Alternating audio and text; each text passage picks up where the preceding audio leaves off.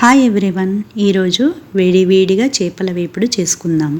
ఇది సాంబారు రసంలోకి చాలా బాగుంటుంది. ఇంకా చేపల వేపుడు తయారీ విధానానికి వెళ్దాము. ఈ చేపల వేపుడు తయారీ విధానంలో ముందుగా శనగపిండి కొంచెం తీసుకోవాలి, కొంచెం పసుపు, ధనియాల పొడి, కారం, ఉప్పు, గరం మసాలా, మిరియాల పొడి, అల్లం వెల్లుల్లి పేస్టు, ఇలా సోయా సాస్లో ఫిష్ సోయా సాస్ దొరుకుతుంది, అది తీసుకొని కొంచెం వేసి ఇలా వాటర్ వేసుకుంటూ మిక్స్ చేసుకోవాలి.